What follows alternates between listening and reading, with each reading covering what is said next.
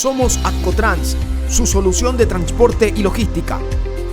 Contamos con 20.000 metros cuadrados en el kilómetro 23,5 de la vía perimetral, punto estratégico de la ciudad. Tenemos una flota propia de más de 60 cabezales, 70 chasis, 25 generadores y todos los equipos necesarios para almacenaje, consolidación y desconsolidación de contenedores. Certificados por BASC, desarrollamos software propios a la medida de cada cliente. Accotrans, Grupo Citycol, One Step Ahead. Bienvenidos a Emprendedores Exitosos, el factor humano de cada emprendedor. En esta oportunidad tenemos a Richard Pitt, gerente general de Sweet & Coffee. Bienvenido, Richard. Gracias, Miguel Ángel. Gracias por aceptar esta invitación. Bienvenido a usted a las oficinas. Muy amable. Te felicito. La verdad que el estándar y calidad de Sweet & Coffee es, desde mi punto de vista, ¿no? Considero que es líder de mercado y en calidad, producto, servicio, etcétera, ¿no? Pero ¿quién más para comentarnos esto que Richard Pitt? ¿Cómo inicia este emprendimiento? Bueno, esto fue en 1997. Es una historia que creo que la hemos contado miles de veces, ¿no? O sea, sale cuando nos entrevistan y además nosotros mismos la contamos también en nuestras redes sociales. Fue básicamente, éramos enamorados, Soledad y yo, y fue una idea, ¿no? Los dos trabajábamos en una institución financiera y teníamos ganas de emprender. Yo ya había emprendido ciertos negocios antes. Fui dueño de bares, de discoteca, 2 o 3 años antes. Inclusive simultáneamente cuando pensamos en River Park, más o menos al mismo tiempo, también emprendí un negocio con mi papá, ¿no? Que fue River Park, fue el centro de diversiones de River Park. Entonces ahí éramos enamorados, como decía, con Soledad, y en algún momento tuvimos la oportunidad de un amigo en común que se estaba haciendo Molde del Sol. En ese entonces, llenar un patio de comidas era muy complicado, porque franquicias norteamericanas o franquicias internacionales habían muy pocas en 1997, habían muy pocas comparado con lo que hay ahora. Y el negocio de comida, en patios de comida, era muy incipiente, porque no habían muchos centros comerciales. Habían 2 quizás en Guayaquil en ese entonces. Entonces, llenar un patio de comidas y de ese tamaño era complicado, ¿no? Entonces, nuestro amigo empezó en una conversación que tuvimos, nos dijo, tenemos un patio de comidas, si se les ocurre algún negocio para el patio de comidas, por favor preséntenmelo.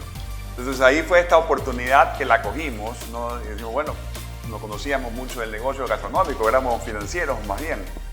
Y ahí fue madurando la idea, ¿no? Entonces de ahí nació un poco, por una oportunidad nació la idea. Ya. ¿Y por qué Sweet & Coffee? Exacto, ¿por qué café y dulces? ¿Por qué el café? Ajá. A ver, por 2 cosas. Primero, porque Soledad hacía dulces. Hacía dulces como hobby, caseros. Ya. No es más, para vender a sus amigas. Cuenta la historia que me convenció por los dulces, ¿no? me convenció o me conquistó, perdón, por los dulces. Te endulzó. O sea, así cuenta la historia. Y a mí, por otro lado, me gustó siempre el negocio del servicio. Si te das cuenta, estuve en bares, en discotecas, después en un parque de diversiones. Siempre estuve... sí, efectivamente me gradué en finanzas. Me gradué de la universidad en finanzas. Empecé a estudiar o empecé a trabajar en un banco. Pero cuando yo estaba en el banco me di cuenta que lo mío no era la banca, sino que más bien yo me inclinaba por negocios de servicio. Por un emprendimiento. Más que un emprendimiento, por negocios de servicio, ¿no? Okay. Y sí quería emprender. Okay. Entonces siempre cuando estaba en el banco pensaba, tenía ideas, yo tenía ahí 24, 25 años y tenía ideas, ¿no? Primero fue la discoteca, los bares, el parque de diversiones, tenía ideas de restaurantes, tenía ideas de tipos de negocios de servicio, gastronómicos, de entretenimiento, por ahí iba el tema, ¿no? Entonces, conjugamos estas 2 aficiones o estas 2 intereses que teníamos, tanto mi esposa como yo. Esta oportunidad que nos llegó y ahí fue que empezamos a madurar la idea un día, inclusive me acuerdo que estaba yo de visita como enamorado en la casa de ella y Y al principio decíamos, bueno, quizás algo de dulces, pero después empezamos a pensar y yo recuerdo que en la universidad, que fue en el 93, 94, inclusive antes, perdón, 92, por ahí, yo estudié en Estados Unidos, recién empezaban los negocios de locales especializados en café. En el 90, al principio de los 90, recién empezó esto acá. ¿En qué ciudad estuviste tú? Yo estaba en Luisiana. Okay.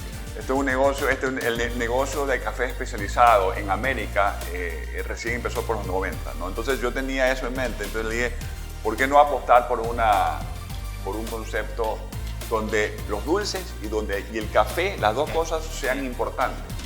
No seamos una dulcería con un complemento de café, no seamos una cafetería o un lugar especializado en café con un complemento de dulces o de vitrinas, sino que seamos algo igual de fuertes. Entonces, ahí fue que le empezamos a dar forma. ¿Cuál fue el éxito de este emprendimiento? Ya nos estás explicando cómo nace, de ahí toman un local, me imagino, en Mall, y luego, ¿qué ocurre? ¿Cómo este emprendimiento toma fuerza y ahora cuántos locales tienen? ¿Cómo fue esa explosión? Bueno, 25 años de aprendizaje, o de 25 años de tantas cosas que han pasado. Sí, efectivamente, abrimos el primer local en Mall del Sol en el 97. Como te decía, nosotros no conocíamos el negocio gastronómico. Fuimos aprendiendo en el camino, más bien éramos entusiastas, nos gustaba el tema del servicio, Soledad, como te decía, tenía el hobby de los dulces, pero fuimos aprendiendo mucho el tema del café, el tema gastronómico, y lo que sí desde el principio, yo soy una persona muy estructurada, Soledad también, organizada, entonces muy metódica, muy de rutinas, entonces desde el principio empezamos a escribir todo. Desde el principio empezamos a hacer manuales, procedimientos y todo a estandarizarlo, ¿no? ¿De quién nace eso? ¿De ti, de ella? De los dos. ¿no? Los dos somos muy parecidos en ese sentido. Entonces, prueba y error. Mucho era prueba y error. No es que nos juntamos con alguien que sabía, que nos dio el know-how. Ese punto es interesante porque a veces uno como emprendedor piensa que no hay que cometer errores. ¿Cuántos errores cometieron? Cuéntanos. Ya perdí la cuenta. Miles de errores, claro. Con los errores aprendes en realidad, ¿no? Tienes que cometer errores, es la mejor forma de aprender en muchos casos. Correcto. Tienes que cometer errores. De acuerdo. Y saber llevar los errores, es decir, sacar una oportunidad del error. Yo recuerdo algo, que alguna vez te preguntaba en esa época, ¿por qué se demoraron tanto en poner un segundo o tercer local? Porque yo insistía con Richard de por qué se demoraban tanto y a veces no entendía. Digo, no sé cuántos años tuvieron, 8 años. No tanto. El segundo local fue en el 2000. Es decir, ¿cuántos años fueron? 3 años después. 3 años. 3 años después, que igual es bastante, ¿no? Ahora uno ve que los emprendedores, sobre todo en este tipo de negocios, quieren poner el segundo local el mismo año o el segundo año, ¿no? Y quieren hacer una marca, una expansión de tener 8 locales rápidamente. Está bien y está mal, eso ahí, para mí. Creo que eso fue algo positivo nuestro, ¿no? Que antes de poner nuestro segundo local, aprendimos bastante. Aprendimos muchísimo, escribimos muchísimas cosas, hicimos procedimientos, manuales, aprendimos de los errores. Entonces ya el segundo local, nosotros sabíamos mucho más cosas, ¿no? Y aparte de saber mucho más cosas y entender mucho mejor el negocio, teníamos ya un músculo financiero adicional, ¿no? Teníamos un local exitoso, ¿no? Que había sido exitoso durante 3 años y eso nos ayudó a tener un capital para poner un segundo local con nuestro capital propio y ahí vinieron otros más, ¿no? Pero creo que fue positivo en ese entonces porque yo veo muchas personas, muchos emprendimientos que terminan fracasando porque abren, ya sea de comida o ya sea de cualquier otro tipo de negocios, abren su empresa y quieren crecer muy rápido, ¿no? sin estar preparados. Y quieren crecer muy rápido sin tener inclusive los recursos, ¿no? Creen, le está yendo más o menos bien y quieren expandirse muy rápido. Y eso es un riesgo. Y eso es un riesgo. Entonces hay que saberlo medir, ¿no? Hay que saberlo medir. creo que nosotros, por los jóvenes que éramos, por las oportunidades, ahí no habían tantas oportunidades también como hay ahora, ¿no? Es decir, el segundo local fue cuando abrió un segundo centro comercial, ¿no? ¿Cuál fue? ¿En dónde fue? En el Malecón 2000. Ah, ok, Malecón 2000, segundo local. En el segundo local, exacto. Una pregunta ahí, ¿cómo en el primer local, cómo logran financiar el emprendimiento? Capital propio. El local nos costó posiblemente entre todas las cosas, serán entonces $50,000 posiblemente, eran ahorros que teníamos entre Soledad y yo. Ah, ok, entonces contaron con ese capital y luego ya con la producción del primer local se expande y con capital propio también se abre el segundo local. Ok, entonces, ¿qué mensaje? Tú sabes que una vez me preguntaron esto, ¿cómo ha financiado su proyecto? Nosotros no hemos prestado un solo dólar al banco en 25 años. Ni un solo dólar al banco, siendo yo banquero, ¿no? Autofinanciado. Bueno, se autofinanció el negocio permanentemente, se autofinanció. Entonces, obviamente, cuando tenías un local, abrir un segundo local tomaba tiempo porque estabas duplicando tu empresa.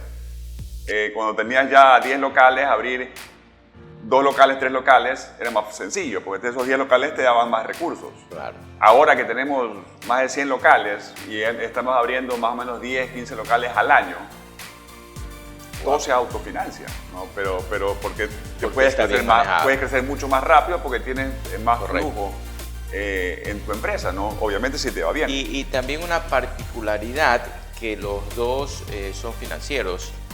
Sí. Me explico, entonces eso ayuda mucho también porque recordemos que a veces un factor clave es la inteligencia financiera en lo que hagamos. Definitivamente, sí. Yo inclusive soy más administrativo y financiero que Soledad, ¿no? Ella es más quizás, ella tiene otras cualidades, ella tiene otras características. Yo me considero un poco más administrativo y financiero que ella, pero eso es básico, definitivamente, ¿no? Correcto. Asimismo, yo he visto tantos negocios quebrar, ¿no? Una excelente idea, una persona muy creativa, trabajadora, pero mal administradora. Ahí quedó. ¿Cuáles son los valores de este emprendimiento de Suyan Coffee? ¿En qué se basan para este crecimiento del factor humano y cómo consideras tú el factor humano dentro del negocio? Bueno, fundamental, el factor humano dentro de nuestra empresa y en todas las empresas es lo principal, pero dentro de una empresa de servicios se vuelve más crítico todavía, ¿no? Porque si no tienes colaboradores contentos, motivados, con el perfil de servicio, no tienes nada, ¿no? Porque son ellos los que tratan con el cliente, son ellos los que hacen los productos. Entonces, depende del factor humano 100%, ¿no? Personal femenino y masculino. Sí, nosotros más o menos tenemos un equilibrio de 50 y 50. Bien, ese es buen punto. Pero iniciaron con varones, ¿no? Más. Inicialmente éramos más varones, definitivamente, sí. Vamos, fuimos mejorando el camino. Correcto, qué bien. ¿Cuál es tu recomendación para los emprendedores que inician? Vemos que por el tema de la pandemia han existido ahora muchos emprendimientos. ¿Cuál sería tu recomendación como emprendedor exitoso? ¿De qué tips, qué mensajes les podrías dar a ellos? Y retomando la pregunta anterior también, ¿qué valores son los que tiene Suyan Coffee? A ver, nosotros tenemos 9 valores actualmente dentro de la empresa, 9 valores institucionales, ¿no? que son más o menos relacionados con el negocio, ¿no? Que somos detallistas, somos emprendedores, somos vocación de servicio, estamos, bueno, me estás tomando la lección, serviciales, ya. Somos... Calidad. Bueno, ahí también están detallistas, ¿no? Pero hay valores institucionales, exactamente, ¿no? Que definen quién es los que estamos dentro de la compañía, ¿no? Y son valores que se viven permanentemente. Es más, le damos mucho énfasis a esos valores, tanto así que tenemos una estrategia anual dentro de la compañía que se viven los valores y que cada mes tenemos un valor, una vivencia de un valor. ¿no? Entonces hay un esquema donde hay comunicación, concursos, evaluaciones, etcétera, donde vivimos intensamente cada uno de los valores de la compañía mensualmente, ¿no? Y bueno, ¿y qué recomiendo a los emprendedores? A ver, en mi caso, ¿cómo fue? Como te comentaba, escogimos un negocio que nos gustaba. Escogimos un negocio que nos sentíamos cómodos y que nos gustaba, porque es esencial, porque en un negocio, cuando tú emprendes algo, vas a tener más momentos complicados que felices. Muchos más momentos en los cuales vas a decir, ¿por qué me metí en esto de aquí? Porque los obstáculos y los problemas y la cantidad la típica, ¿no? la cantidad de señales que uno a veces dice, no, esa señal, me está llegando una señal, es para que no siga con el emprendimiento. Pero si tienes la pasión y si te gusta lo que estás haciendo, pasas mucho más fácil esos obstáculos y esas dificultades, ¿no? Primero. Segundo, definitivamente tienes que tratar de conjugar diferentes aspectos, lo que hablábamos antes, ¿no? No solamente que te guste el negocio, sino que dale mucha importancia a la parte administrativa. Dale muchísima importancia, no solamente es que yo soy un experto en algo, entonces claro, me va a ir bien, no necesariamente. La parte cuantitativa, los números. Cuantitativa, manejar bien el tema de costos, manejar el tema de presupuesto, tantas cosas que son complicadas, que yo he visto, como te decía, mucha gente fracasar con excelentes ideas, excelentes iniciativas. No ha manejado bien esa parte. Exacto, pero no es muy administrativo. Y si no eres muy administrativo, entonces ten un socio administrativo o contrata a alguien que te ayude mucho en la parte administrativa. Sí, porque a veces el emprendedor puede pensar que está generando muchos ingresos, pero a la larga, si no tiene la parte administrativa controlada, es algo que realmente no, si sumas restas, sale en negativo. Exacto. Aunque haya mucho ingreso. Así es. Entonces, y creo que, otro ingrediente definitivamente debe ser trabaja bastante. ¿Cuánto trabaja Richard Pitt? Yo no creo. ¿Cuánto? ¿24/7? ¿12/7? Cuando sea necesario. En realidad, si es que veo de la hora que salgo a la casa y regreso, posiblemente sean 10 horas al día, ¿no?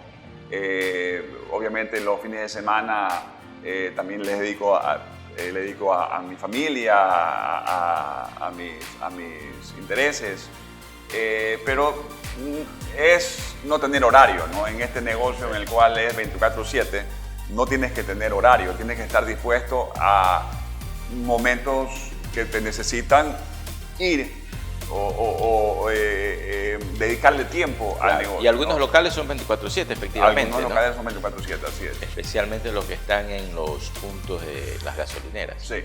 Correcto. Entonces, como te decía, el trabajo es importante, ¿no? La cantidad de tiempo que le dediques a tu empresa es importante. Yo soy fiel creyente que no solamente una muy buena idea, pasión que le metas, la inteligencia o la experiencia que tengas en lo que vas a hacer y adicional, que seas un buen administrador, esas dos cosas no son suficientes, ¿no?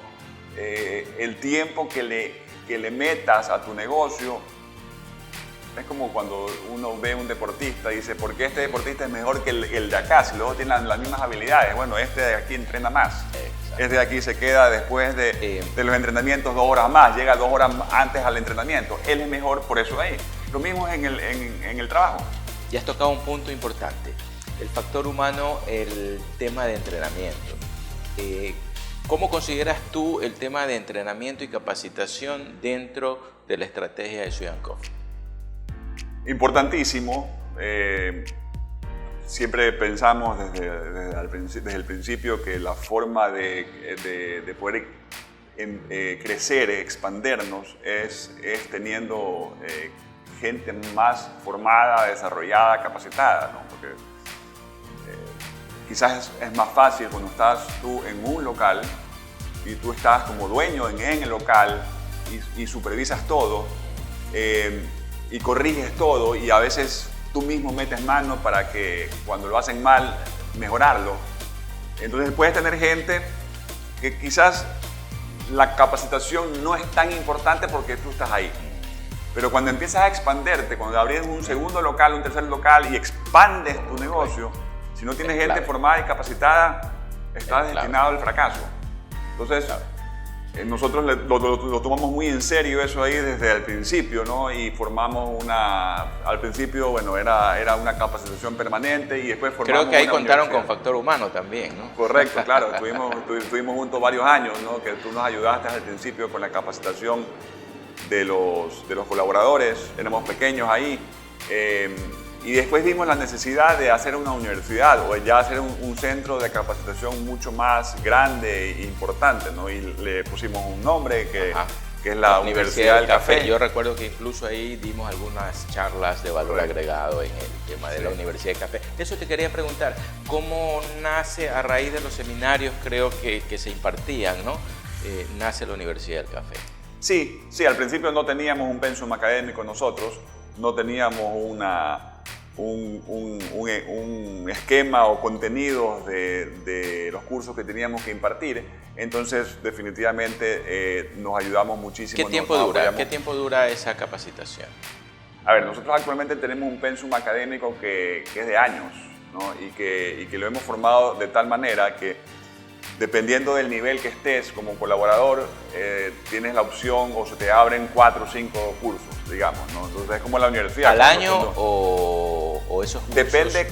Depende, digamos, cojamos el ejemplo de un local, ¿no? En un local pueden haber 5 niveles, en los cuales está el primer nivel, que es el que entra, el de atención al cliente, el segundo nivel que puede ser el cajero, el tercer nivel que puede ser hay un puesto que es entre el cajero y el administrador de local.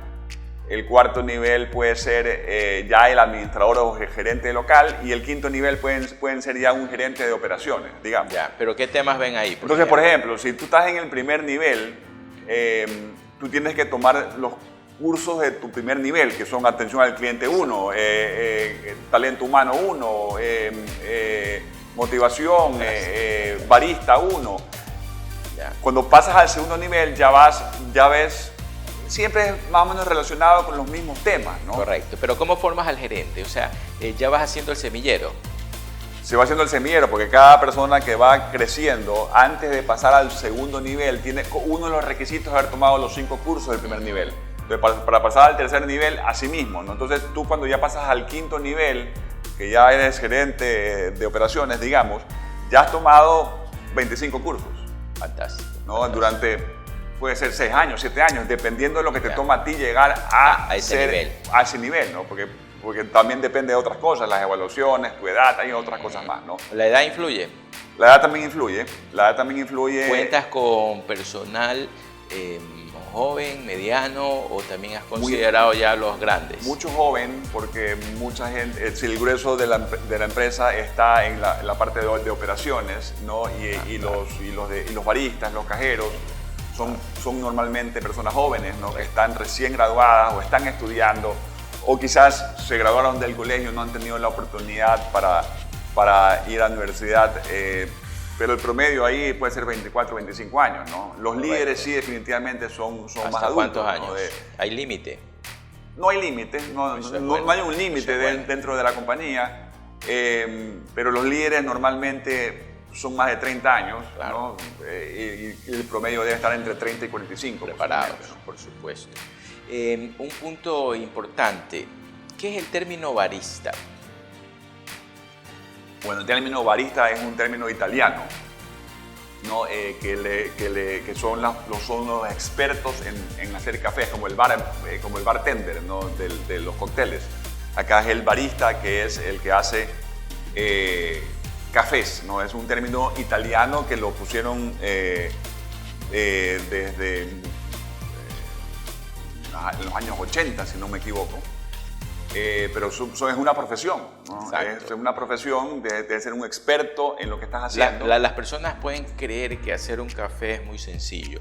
¿Cuál es la fórmula de un buen café? Hablando desde el punto de vista del barista. Temperatura, espuma. Bueno, hay muchas cosas. El preparado, me refiero. Yo siempre digo que para tener un buen expreso depende que tengas un buen grano de café. primero, una buena materia prima, posiblemente un 30% depende de la materia prima, el otro 30% depende de un equipo y el otro 40%, más que las otras dos cosas, depende del barista, ¿no?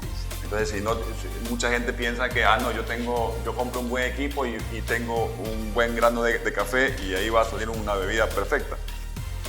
Sí. Lo más alejado de la realidad. En realidad, el barista es lo más importante. Entonces, pero el barista se fija, hay muchas características para hacer un buen espresso, digamos, ¿no?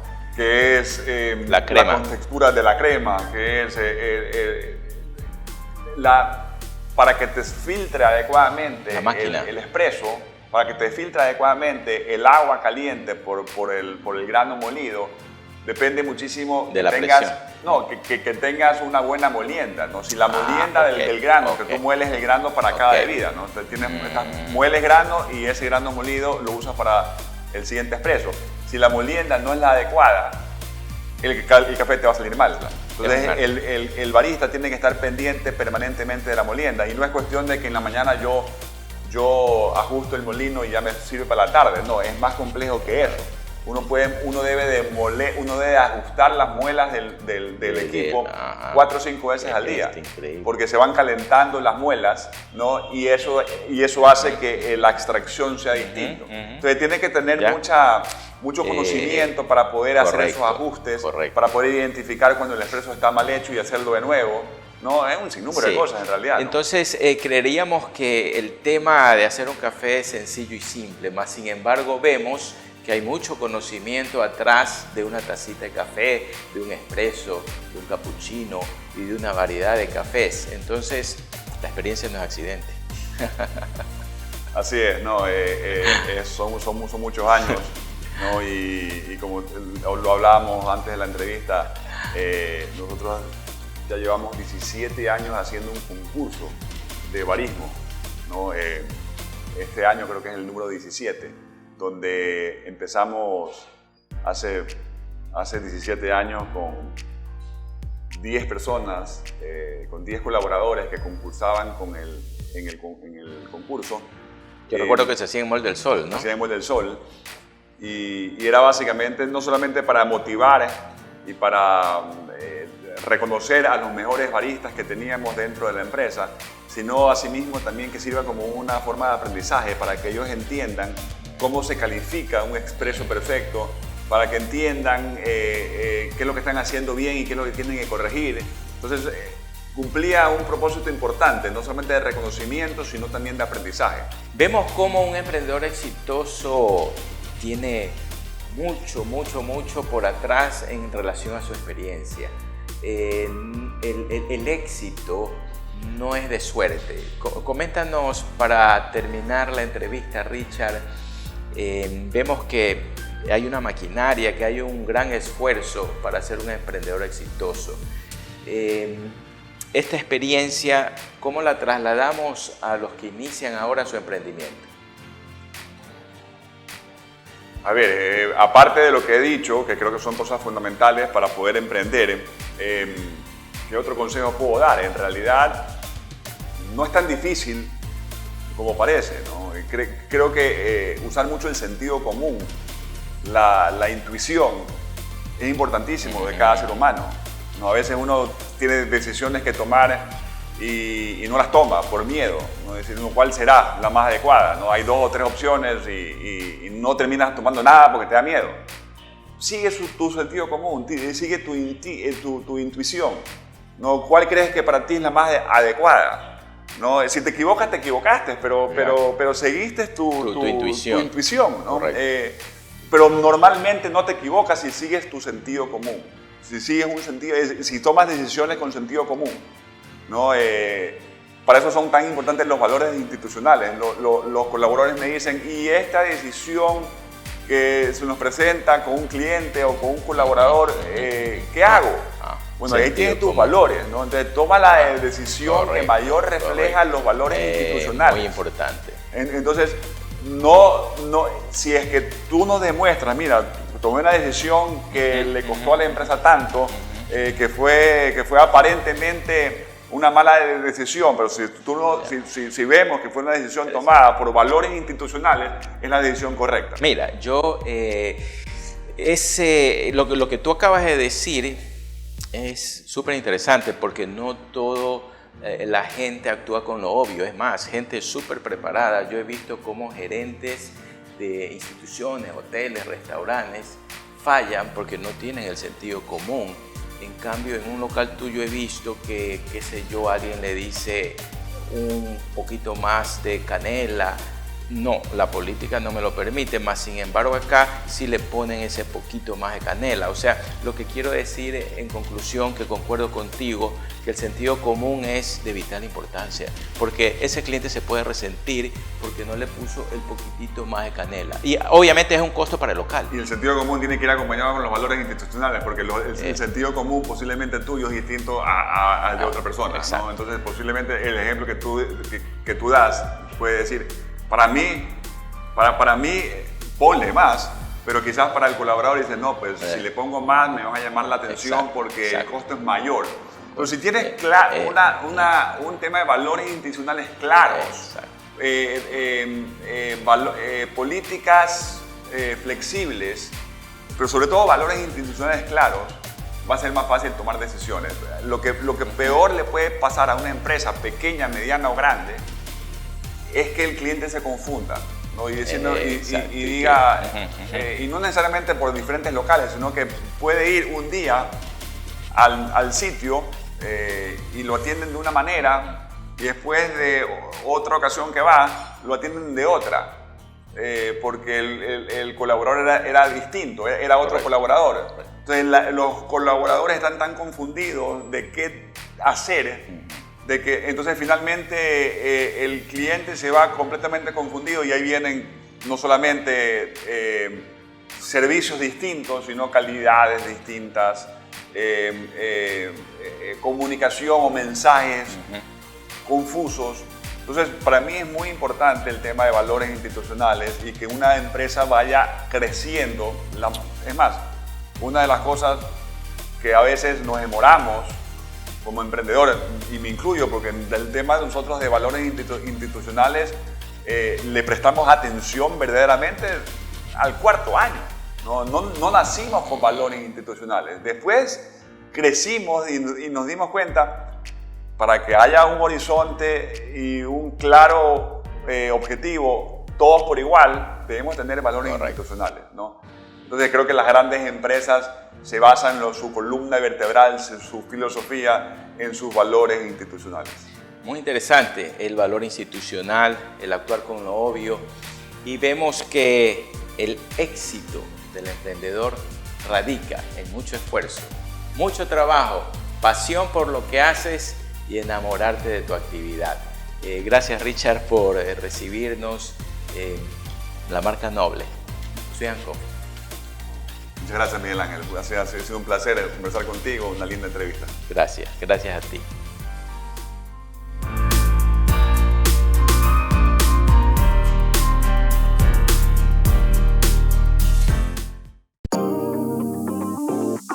Esto fue una producción de Chroma Click TV.